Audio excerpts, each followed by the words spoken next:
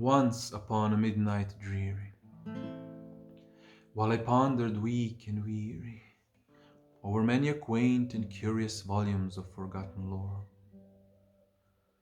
while I nodded nearly napping, suddenly there came a tapping, as of someone gently rapping, tapping at my chamber door. "'Tis some visitor," I muttered, tapping at my chamber door. Merely this, and nothing more. Ah, distinctly I remember it was in a bleak December, and each separate dying ember rotted ghost upon the floor.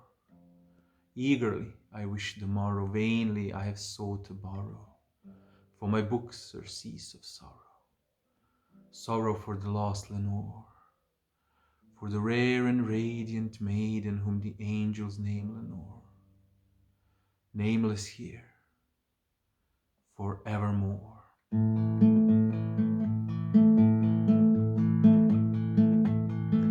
And the silken, sad, uncertain rustling of each purple curtain thrilled me, filled me with fantastic terrors never felt before.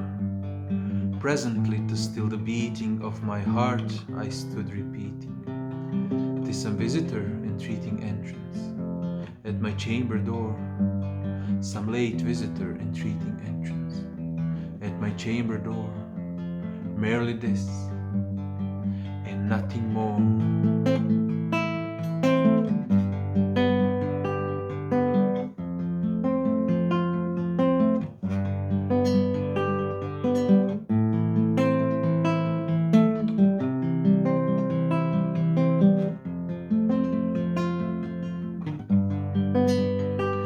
Out into the darkness peering, long I stood there wondering, fearing, doubting, dreaming dreams no mortal ever dared to dream before.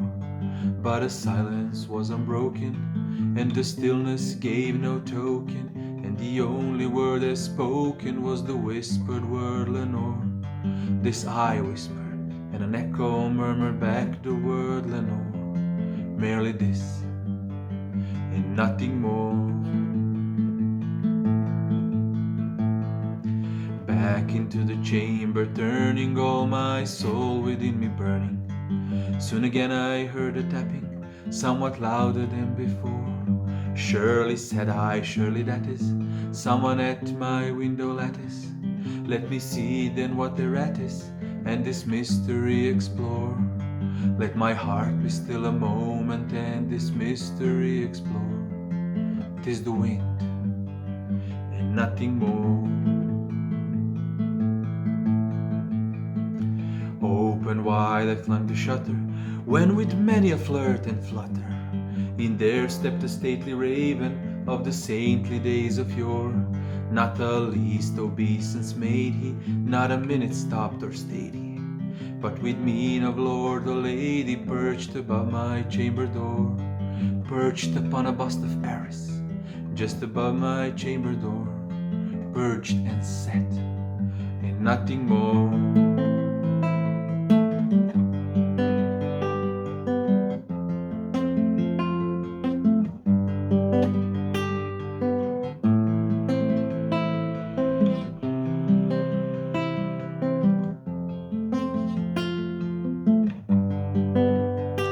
Soon that ebony bird beguiling my sad fancy into smiling, by the grave and stern decorum of the countenance it wore. "Thou thy crest be shorn and shaven, thou," I said, "art sure no craven, ghastly, grim and ancient raven, wandering on the nightly shore.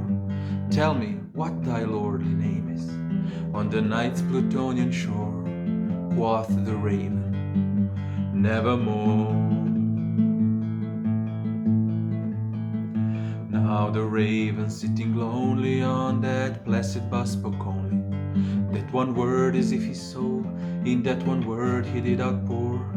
Nothing further than he uttered, not a feather than he fluttered, till I scarcely more than muttered, "Other friends have flown before. On the morrow he will leave me, as my hopes have flown before." Quoth the raven, "Nevermore."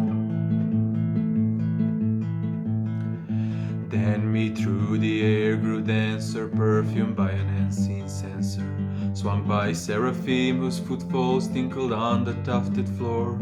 Once more on the velvet sinking, I betook myself to linking fancy on to fancy, thinking, what is ominous bird of yore? What is grim and gainly, ghastly, gaunt and ominous bird of yore? Meant in croaking, nevermore.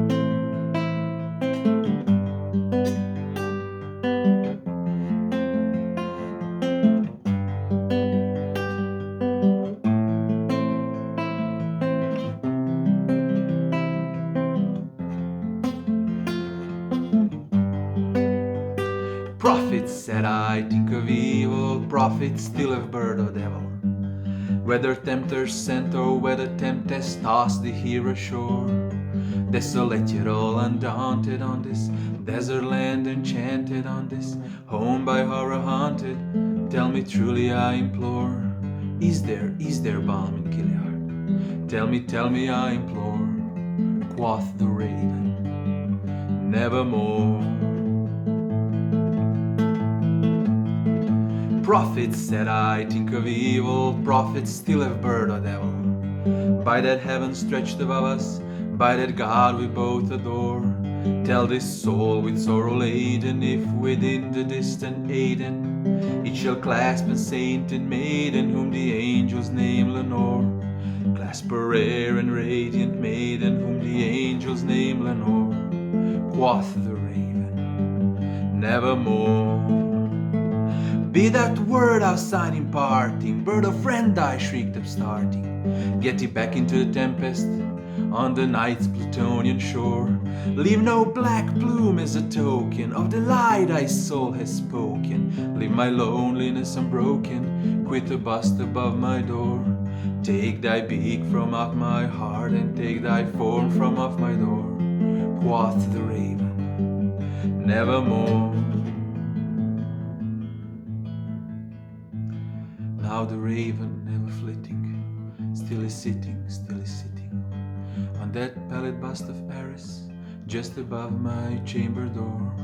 And his eyes have all the seeming of a demon that is dreaming, and the lamplight on him streaming throws his shadow on the floor. And my soul from out that shadow that lies floating on the floor shall be lifted nevermore.